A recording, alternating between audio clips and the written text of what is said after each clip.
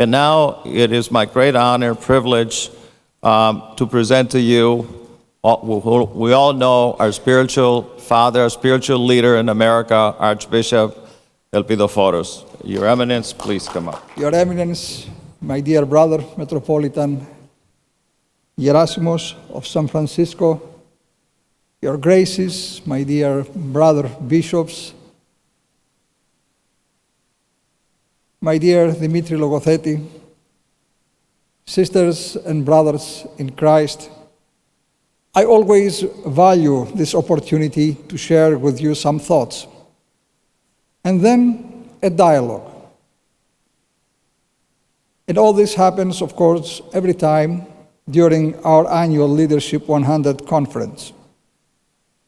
This morning, I am particularly moved by the film which I watched at its premiere and which you will have the opportunity to see later today. This film stirs up many emotions and excellently highlights the inspiring memory of the late and blessed Archbishop Iakovos, who was the primate of all North and South America. Many of you in this room may not have such clear memories of him, as it has been over 20 years since his fallen asleep in the Lord, and 30 years since he retired after his 37-year archiepiscopal ministry. So I want you to think about this. Archbishop Iakovos was born in 1911, before the World War I, and in the last years of the Ottoman Empire. He was born on the island of Imbros, the same island from which His All Holiness, our Ecumenical Patriarch, hails, even from the same Χωριό. You know that even sometimes it's important to be from the same Χωριό, not just from the same island. I know that from Crete, from Chios, you know, if you are even from another Χωριό, you may be Xenos sometimes. So their families, patriarchs and archbishops' families, were known to each other, so much so that Archbishop Iakovos' sister became the grandmother of our ecumenical patriarch. If you consider the 95 years lifespan of Archbishop Iakovos and the changes in the world that happened over that time, you will immediately notice that he and his generation witnessed more change in the world than any generation that came before them. Something similar that happens to us today. Archbishop Iakovos was born when America had only 46 states. Before airplanes, before the world wars, before the nuclear age, before space travel, and certainly before the digital age that seems to consume every aspect of our current era. What I would like to share with you this morning, to you, the supporters of this organization, which bears his name and indeed his stellar reputation, is some thoughts about how his life and his legacy can continue to guide us in the present moment. But before I begin, I have two important items to mention. The first concerns our outgoing chairman, Dimitrios Logothetis. Dimitris has offered exemplary service these past 4 years. He has been appointed to a truly critical role, chairman of the Public Company Accounting Oversight Board, simply, as I call it, the auditor of the auditors, which is perhaps the most significant position in the entire world of accounting today. Dimitri, we congratulate you on this honor, which manifests your impeccable credentials and your business reputation, as well as your renowned integrity. Congratulations.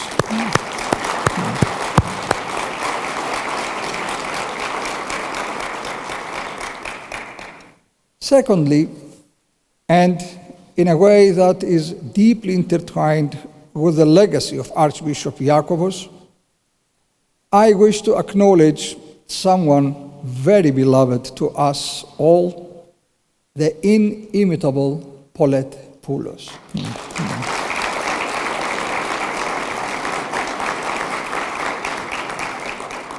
For more than 2 decades, Paulette has offered and continues to offer extraordinary ministry and exceptional leadership in her role as Executive Director of Leadership 100. Yet, her service to our Archdiocese did not begin at Leadership 100. Nearly 40 years before assuming this role, Paulette was already serving the Church with devotion and distinction. For much of Archbishop Iakovos' tenure, she served as director of his office, and even before that, she supported the Archdiocese in numerous capacities under his leadership. I dare say that no one among us knew Archbishop Iakovos more intimately or served him with greater devotion, care, and truly daughterly love. My own reflections come from afar, even as I stand in the very office he once occupied. Paulette remembers him as few can, perhaps as no one else within Leadership 100, and arguably within the entire Archdiocese of America. Paulette, you have been the wind in our sails. Through your wisdom, your faithfulness, your quiet strength, you have guided Leadership 100 and in many ways our Church along paths that are both fruitful and deeply spiritual. We cannot thank you enough. Thank you.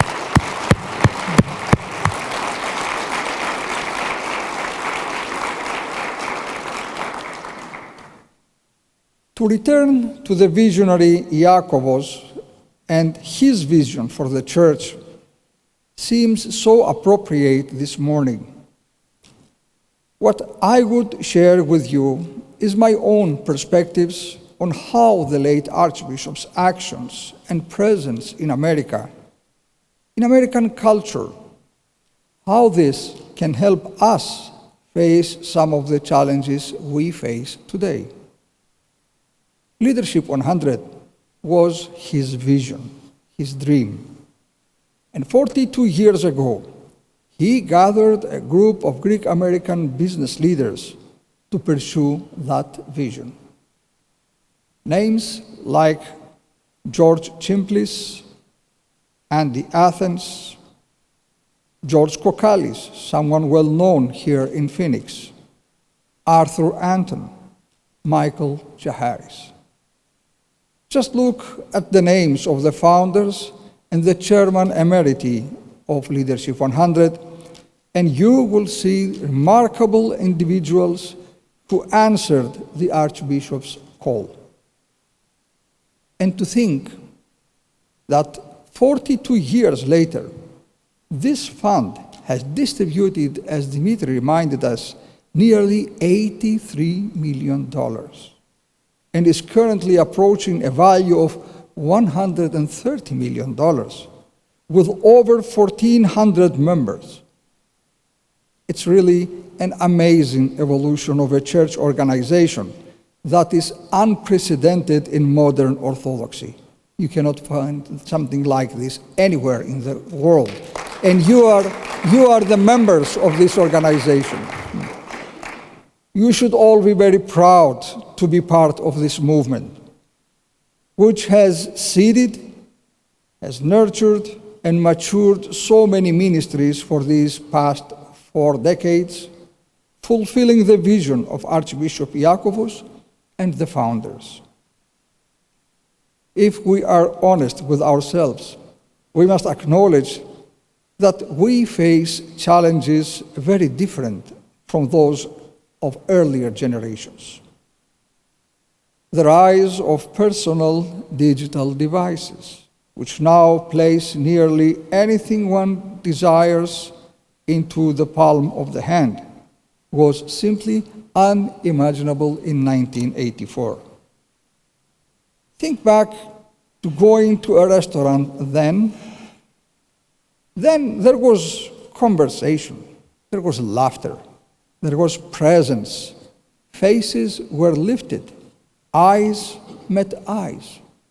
Today, you may still see sharing a meal, yet so many fully absorbed in their phones, present in body, but absent in spirit. And the question is, what would Archbishop Iakovos had said about this? I can only imagine, and maybe Paulette has the best answer, but I can only imagine, for he was among the most eminent leaders of dialogue of our time. He was ecumenical, interspiritual, and even political. Dialogue for Archbishop Iakovos was not an abstract ideal. It was a lived commitment. He was committed to relationships at every level of society, from the greatest to the least. He was unafraid of dialogue and unafraid of the sacred risk of true human encounter. In an age when screens often replace faces, when self-absorption is quietly nurtured by our devices, and when respect and decency are too easily eroded, his example stands in quiet contrast. Even more troubling is that these patterns are not accidental. They are reinforced by systems and algorithms few truly understand. And George, you are one of these people, and I really regret I won't be here to listen to your lecture. And yet, so many people are shaped by these algorithms. I believe that Archbishop Iakovos would challenge us, and perhaps even dare us, to reclaim our full and complete humanity, a humanity that can only be realized in relationship and in communion with others. I believe that he would invite us back to a way of fellowship that truly sees one another, a fellowship that listens deeply to one another and that embodies respect and love in tangible ways. And then there is the emergence of artificial intelligence, AI, like we like the acronyms for everything. Artificial intelligence. Some authorities are more concerned that artificial intelligence may erode our faculties of intelligence, of diligence, hard work, and creative expression than they are about the broader risks it may pose. They fear that we will rely too heavily on machine thinking and slowly abandon the discipline of thinking for ourselves. When I reflect on Archbishop Iakovos, a man who could seemingly quote the entire New Testament from memory, I am convinced that he would counsel us never to surrender our God-endowed gifts of reasoning, dialectic, and logic, gifts received through the wisdom of the ancient Hellenes. Rather than settling for artificial intelligence-generated answers alone, he would urge us to harness our God-given powers of the mind, to guide and govern these powerful tools so that they may serve humanity and the created world. What he would never have tolerated, in my opinion, is a lazy posture enabled by technology. You may ask Paulette yourselves. Archbishop Iakovos did not have a lazy bone in his body. You can see Paulette. She's a copy, an example of that. He was a man of relentless spiritual stature, laboring for the church and for the people entrusted to the church's care. And this remarkable organization, Leadership 100, that bears his name, so generously endowed by all of you and by those who came before you, inspired by Archbishop Iakovos' vision, now stands at a moment rich with possibility. The opportunity to give flesh and form to the dreams and aspirations of our time. Therefore, I encourage all of us to go forth in the spirit of our founder, my predecessor upon the archiepiscopal throne, the ever-memorable and ever-blessed Archbishop Iakovos. He labored in the works of God while living fully in the dignity of his humanity. Let us become more deeply connected with our own humanity as we pursue the righteous goals of Leadership 100, his enduring legacy and gift to the Church. Thank you for listening.